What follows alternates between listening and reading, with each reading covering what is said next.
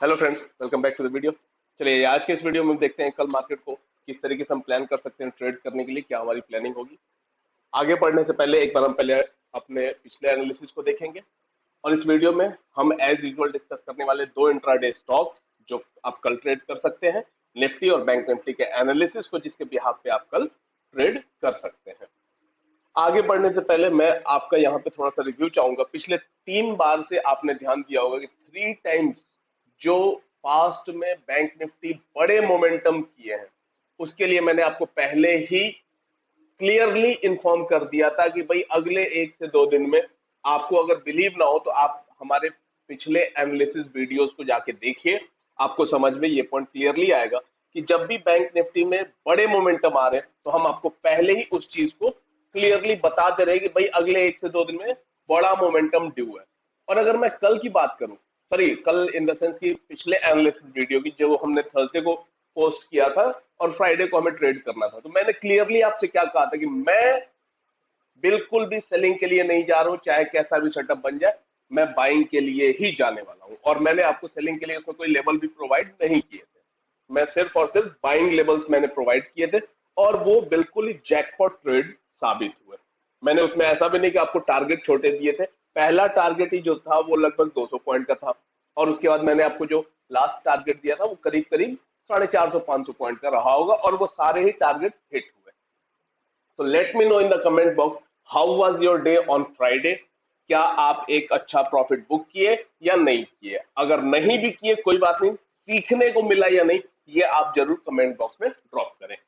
चलिए अब आते हैं कि कल आगे के एनालिसिस से पहले एक बार हम फ्राइडे के अपने सभी रिव्यूज देख लेते हैं कि हमारे जो भी एनालिसिस थे उन्होंने परफॉर्म कैसा किया। पहला इंट्राडे स्टॉक था कोलगेट। कोलगेट में ये जो पॉइंट है ये हमारा था एंट्री लेवल। आराम से हमें एंट्री मिली और बहुत इजीली हमें हमारा टारगेट मिल गया। हालांकि उसके ऊपर भी निकला है बट कोई नहीं, आपका टारगेट हिट हुआ, आप डेफिनेटली यहाँ पे प्रॉफिट बुक कर लिए होंगे।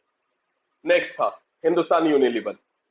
चलिए बड़े दिनों बाद एक एसएल डन हुआ। अदरवाइज लोगों का ऐसा कहना था कि सर आप तो पता नहीं कैसे क्या करते हो, कुछ ना कुछ जरूर इसमें फेक पना रहता है जिसकी वजह से एसएल डन नहीं होते। तो फाइनली एक आपको ट्रेड ऐसा मिला कल, कल इन द सेंस की फ्राइडे को, जिसमें हमारा एसएल गया है। हिंदुस्तान यूनिलीवर ये था हमारा एंट्री पॉइंट। एंट्री तो हमें बहुत आराम से मिला, लेकिन उसके बाद टारगेट हमारा ये था। टारगेट के पहले से ही मार्केट इतना ज्यादा पॉजिटिव सेंटिमेंट के अंदर आ गया कि बिल्कुल ये आके और हमारा एसएल ही लेके गया। चलिए कोई बात नहीं, SL is part of game. SL से हम कुछ भी नहीं कर सकते, वो हमें आदत डालनी है, एक्सेप्ट करना ही पड़ेगा। अब आते हैं कि कल के हम निफ्टी और बैंक निफ्टी में मैं इन दोनों में कोई एनालिसिस आपको इसलिए रिव्यू नहीं दे रहा हूँ क्योंकि मैं ये मान के चल रहा हूँ कि इन दोनों में आप एक डेफिनेटली बहुत अच्छा अमाउंट प्रॉफिट बुकिंग किए होंगे, क्योंकि ये इन दोनों में आपको सिर्फ एक बार एंट्री करनी थी और उसके बाद ये नेवर लुकिंग बैक वाले ट्रेड्स थे, बिल्कुल जैकपॉट ट्रेड थे ये। चलिए अब बात करते हैं कि कल के हमारे एनालिसिस क्या हो सकते हैं जिसके बिहाफ पे हम ट्रेड करने वाले हैं। अगर आप देखें तो अभी बैंक निफ्टी की अगर हम बात करें, सबसे पहले बैंक निफ्टी को ही देखेंगे, तो यहां से अभी एक थर्स्ट और जनरेट हो सकता है और ये वाला जो जोन है, ये जो आप पॉइंट देख रहे हैं, यहां तक आपको एक और थर्स्ट मिल सकता है जो कि यहां के बाद जनरेट होगा। कहां के बाद? ये वाली जो हाई है 38,800 के ऊपर जैसे ही निकलेगा तो हम इसमें बाई करेंगे और पहला टारगेट हम रखने वाले 39,000 का, जो कि एक राउंड नंबर है। यहाँ के ऊपर निकलता है अगर, तो नेक्स्ट टारगेट हमारा होगा 39,100-150 वाला जो जोन है, और वहां से भी अगर निकलता है तो फिर हमारा टारगेट होगा ये वाला जो गैप है, ये जो आप गैप देख पा रहे हैं, ये गैप हमारा टारगेट होगा जो काफी बड़ा हो जाएगा। तो मैं कल इतना बड़ा मूव एक्सपेक्ट नहीं कर रहा हूं। मैं क्लियरली आपको बता दूं, मैं कल मार्केट को थोड़ा सा साइडवेज और वॉलेटिलिटी की तरह देखने वाला हूं। मैं कोशिश करूंगा कि मैं खुद भी ना ट्रेड करूं और मैं आप सभी बिगिनर्स को तो खास तौर पे कहूंगा कि बिल्कुल भी ट्रेड करने की कल जरूरत नहीं है। मार्केट थोड़ी सी वॉलेटिलिटी दिखा सकता है, दोनों साइड के स्टॉप लॉसेस जा सकते हैं, बट फिर भी अगर हमें करना है तो हम छोटे क्वांटिटी में करेंगे ताकि अगर लॉस भी गया तो बहुत मिनिमम सा जाए। अगर हम यहाँ पे एंट्री करते हैं 38,800 के ऊपर एंट्री करते हैं तो 70 से 80 पॉइंट का एसएल देंगे और 3900 का ही हम टारगेट बनाएंगे। उसके बाद हम मार्केट बिहेवियर को देखेंगे, उसके अकॉर्डिंग लाइव मार्केट में हम प्लान करेंगे। तो अगर आप बिगिनर हैं तो 39,000 से थोड़ा पहले ही अपने टारगेट को बुक कर लीजिएगा।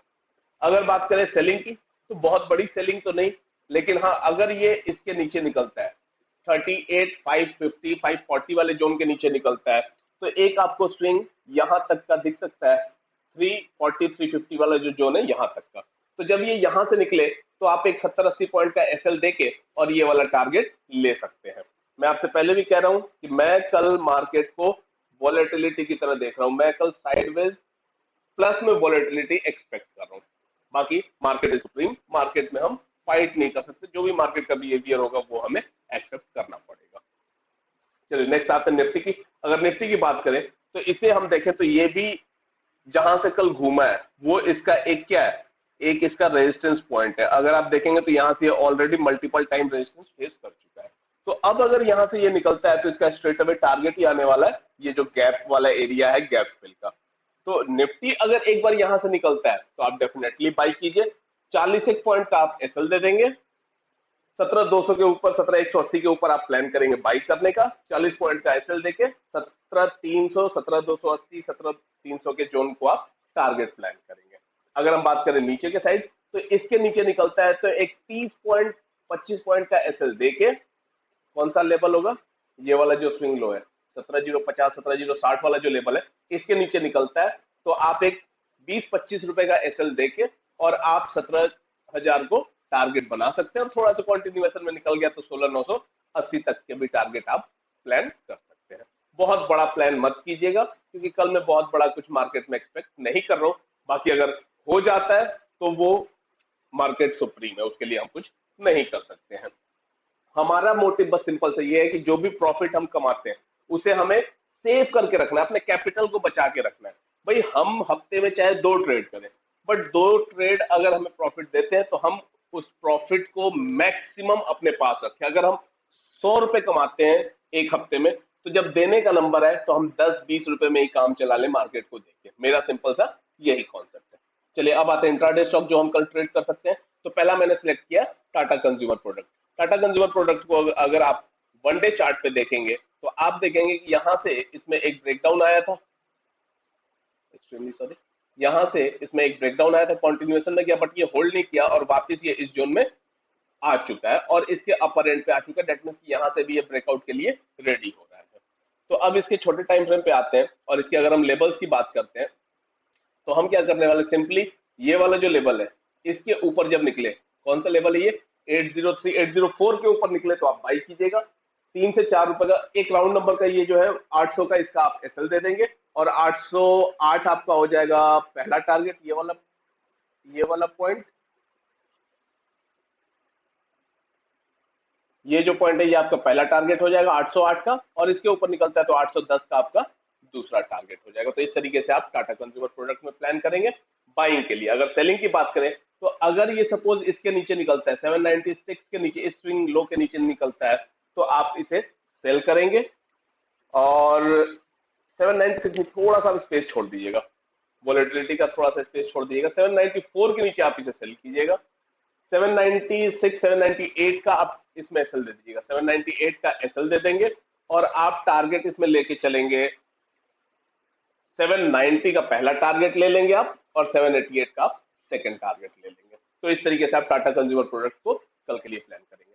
दूसरा इंट्राडे स्टॉक जो कल के लिए मैंने सिलेक्ट किया वो है इन्फोसिस। अगर हम इन्फोसिस की बात करें और इसके डेली चार्ट को अगर आप देखें तो आप देखेंगे ये कंटिन्यू हायर हाई पैटर्न बना रहा है और अब यहां से ये ब्रेकआउट देने के लिए रेडी हो चुका है। तो अगर यहां से ब्रेकआउट आता है तो फिर नेक्स्ट आपका टारगेट ये वाला जोन इजीली होगा और यहां से भी निकलता है तो नेक्स्ट जो गैप बचा है वहां तक भी जाने की इसमें कैपेबिलिटी है। अब आते हैं इसके लेवल्स क्या होंगे। अगर हम लेवल्स की बात करें तो हम क्या करने वाले, सिंपली ये वाला जो इसका स्विंग हाई है इसके ऊपर निकलता है 14, 16 के ऊपर निकलता है तो हम इसमें एंटर करेंगे। 1410 का आप एसएल दे देंगे। पहला टारगेट आप लेंगे ये वाला जो जोन है 1424 से थोड़ा पहले ही रख लीजिएगा, 1422, 1423 का पहला टारगेट रखेंगे। दूसरा टारगेट आप ये वाला गैप रखेंगे जो कि है 1430 का। अब बात करें सेलिंग की। अगर सपोज ये यहाँ पे सस्टेन ना कर पाए और यहाँ से आपको एक फॉल दिखे तो आप क्या करेंगे, जब ये यहाँ से नीचे निकले 1400, जब इस लो के जब ये नीचे निकले तो आप सेल करेंगे। आप एसएल दे देंगे 1405, 1406 का आप एसएल दे देंगे।